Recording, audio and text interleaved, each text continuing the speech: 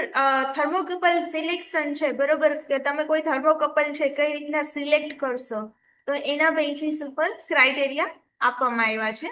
Clear? આ last લેક્ચરની અંદર આપણે કમ્પ્લીટ કર્યું હતું.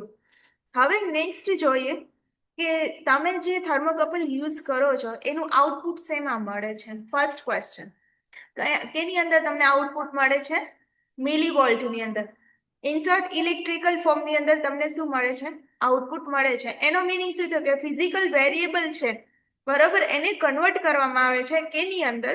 તો કે ઇલેક્ટ્રિકલ ફોર્મની અંદર એને કન્વર્ટ કરવામાં આવે છે. કેના દ્વારા? તો કે થર્મોકપલ દ્વારા. બરોબર. તો થર્મોકપલ દ્વારા કઈ રીતના કન્વર્ટ કરે છે? તો કે બે મેટલ વાયર યુઝ કરવામાં આવે છે, બરોબર, જેની અંદર બે જંકશન હોય છે, એક કોલ્ડ જંકશન અને એક હોટ જંકશન, બરોબર. બંને ટેમ્પરેચર ડિફરન્સના કારણે ઈએમએફ પ્રોડ્યુસ થાય છે અને એ તમને કેની અંદર? ઇલેક્ટ્રિકલ ફોર્મની અંદર તમને આઉટપુટ મળે છે. Clear point? અને થર્મોકપલ છે એ કયા પ્રિન્સિપલ ઉપર વર્ક કરે છે? તો કે તમારા સીબેક ઇફેક્ટ ઉપર કામ કરે છે, બરોબર. તો આ વસ્તુ ક્લિયર થઈ. હવે સેકન્ડ વસ્તુ છે કે ટેબલ પરથી આપણે નેક્સ્ટ જોઈએ કે તમે જે ફિઝિકલ વેરિયેબલ છે એને ઇલેક્ટ્રિકલ ફોર્મની અંદર કન્વર્ટ કરો છો, બરોબર. તો કઈ રીતના થાય છે એના માટે ક્વેશ્ચન છે કે describe the output of the thermocouple millivolt, બરોબર, convert to the corresponding temperature value, બરોબર, કે તમે જે ટેમ્પરેચર મેઝર કરો છો એને એનું જે થર્મોકપલ દ્વારા આઉટપુટ છે મિલીવોલ્ટની અંદર કઈ રીતના કન્વર્ટ થાય છે એના વિશે કીધું છે. ક્લિયર? તો ટેબલ ઉપરથી છે મિલીવોલ્ટનું ટેમ્પરેચરમાં કન્વર્ઝન છે એ ત્યારે જ પોસિબલ છે કે જ્યારે આઈસ બાથ છે યુઝડ કરાયેલો હોય, બરાબર. આઈસ બાથ છે શું કામ યુઝ કરવામાં આવે છે? કે તમારું જે કોલ્ડ જંકશન છે, બરાબર, એને 0 સેન્ટીગ્રેડ પર મેન્ટેન કરવા માટે તમે આઈસ બાથનો યુઝ કરી શકો. પ્લીઝ આજે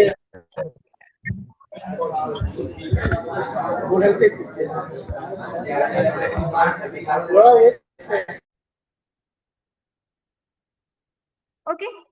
તો હવે શેના માટે યુઝ કરવામાં આવે છે? કે જે તમારું કોલ્ડ જંકશન છે, બરાબર, એને 0 સેન્ટીગ્રેડ મેન્ટેન કરવા માટે તમે યુઝ કરો છો, બરાબર. અને હોટ જંકશન છે, બરાબર, જે તમે ટેમ્પરેચર પ્રોવાઈડ કરો છો, બરાબર, જે ટેમ્પરેચર આપો છો એનો મિનિંગ કેમ થાય કે તમારું ટેમ્પરેચર એકચ્યુઅલ ટેમ્પરેચર તમને મળે છે ટેમ્પરેચર ડિફરન્સના કારણે, બરાબર, કે જે પ્રોસેસનું ટેમ્પરેચર છે એ તમને એકચ્યુઅલમાં ટેમ્પરેચર મળશે, બરાબર. ફર્સ્ટ છે એ મિલીવોલ્ટ પ્રમાણે જે એકચ્યુઅલ ટેમ્પરેચર છે એ મેળવવામાં આવે છે.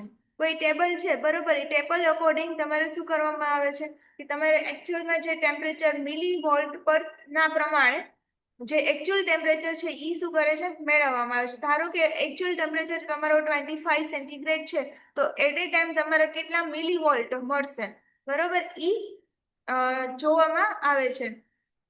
અને આ વેલ્યુને પોટેન્શિયોમીટરમાંથી મળતા મિલીવોલ્ટ સાથે શું કરવામાં આવે છે? તો કે એડ કરવામાં આવે છે. અને જે તમને જે મિલીવોલ્ટ છે, બરોબર, ઈ ફોર્મ ટેબલ ઉપરથી ડાયરેક્ટ તમને શું કરશે? તો કે ટેમ્પરેચર મેઝર કરી ડાયરેક્ટ ટેમ્પરેચર તમને બતાવશે કે એકચ્યુઅલ ટેમ્પરેચર કેટલું છે એ તમને શું કરશે? તો કે મેઝર કરીને બતાવશે. Got it? આજે પ્રેક્ટિકલ છે હું તમને પરફોર્મ કરીને બતાવીશ, બરોબર, કે હાઉ ટુ કન્વર્ટ કે temperature convert into the millivolt, બરોબર, કઈ રીતના કરવામાં આવે છે. હું ઇફ પોસિબલ તો હું તમને એ પરફોર્મ કરીને હું તમને બતાવીશ, બરોબર. એક વિડીયો હું તમને એ રીતના સેન્ડ કરી દઈશ કે તમને છે ને કે how to convert it. Clear? આટલું સમજાય છે? If you any doubt, please type in chat box.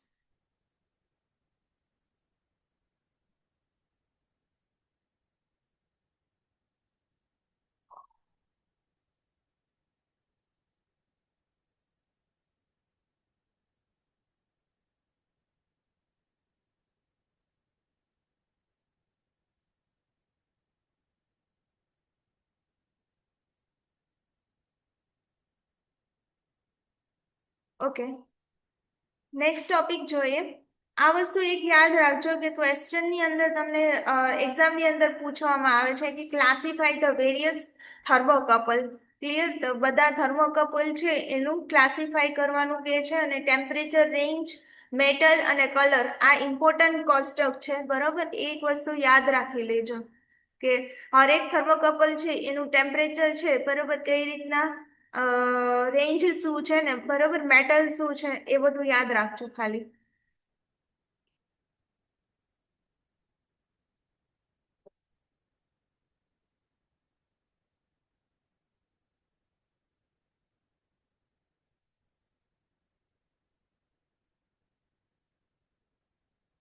Okay, હવે નેક્સ્ટ જોઈએ ટોપિક કે રેઝિસ્ટન્સ ટેમ્પરેચર ડિટેક્ટર.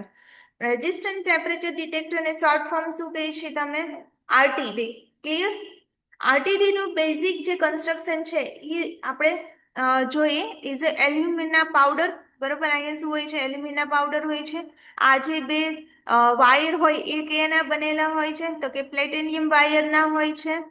બરોબર, પછી તો કે ઇનક્રોમેલ સિલ્ક, અને જે સિલ્ક એટલે આઉટર કેસ. બરોબર, અને આ બધું બેઝિક કન્સ્ટ્રક્શન છે.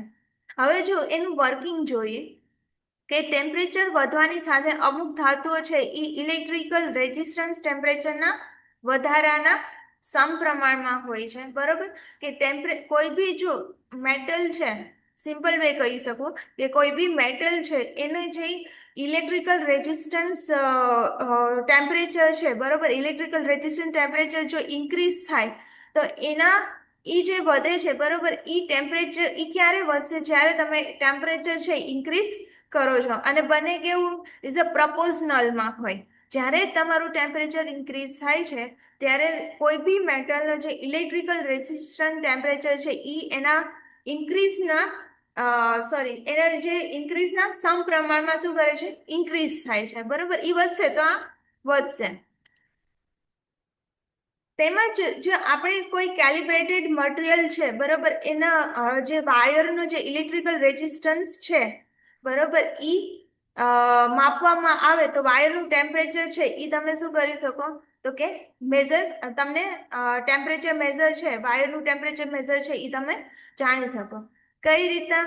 તો કે કોઈ બી કેલિબ્રેટેડ મટીરિયલને જે વાયર છે બરોબર, એનો ઇલેક્ટ્રિકલ રેઝિસ્ટન્સ માપવામાં આવે તો એનું જે જેટલું બી ટેમ્પરેચર ઇન્ક્રીઝ થાય છે, વાયરનું ટેમ્પરેચર ઇન્ક્રીઝ થાય છે, એ તમે શું કરી શકો? તો કે ઈ તમે મેઝર કરી શકો.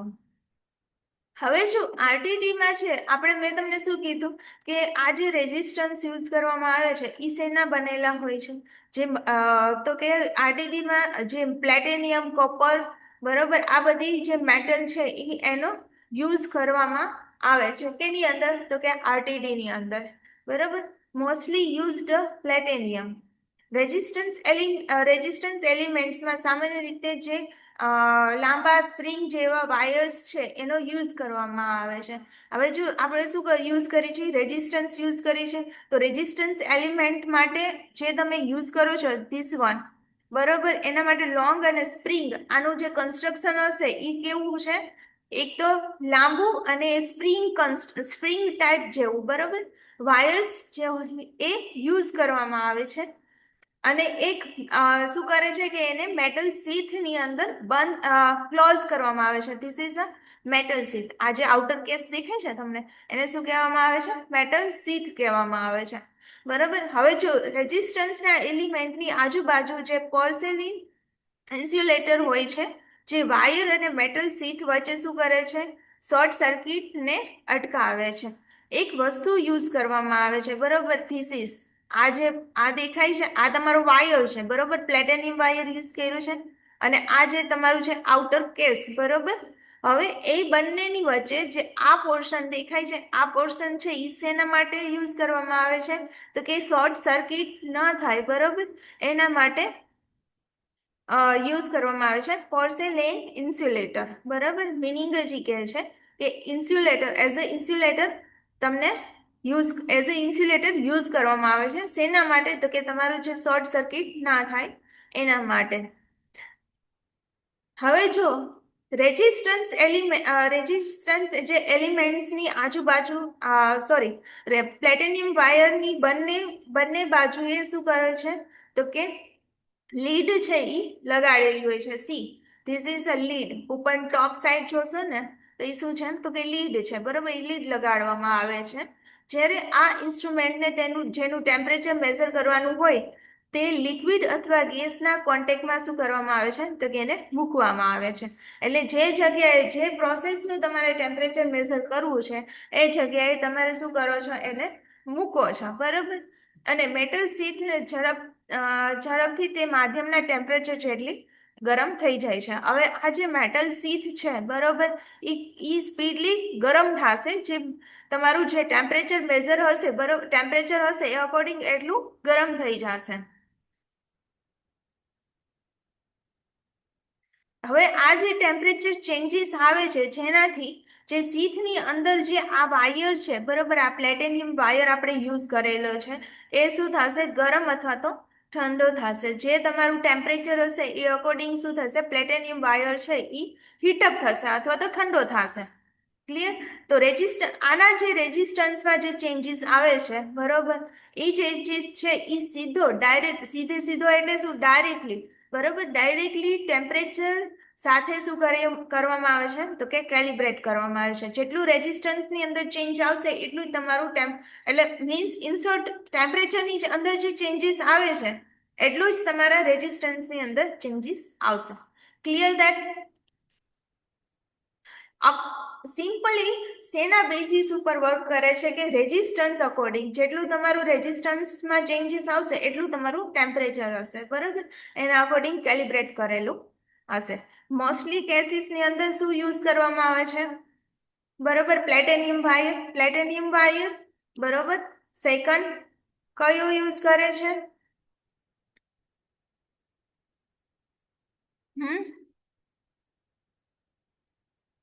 પ્લેટિનિયમ, પછી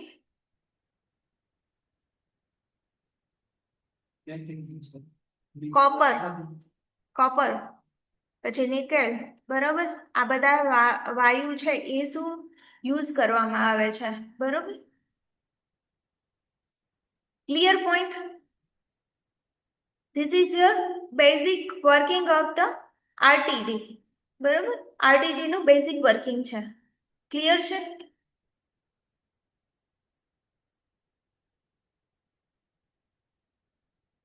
ઓકે.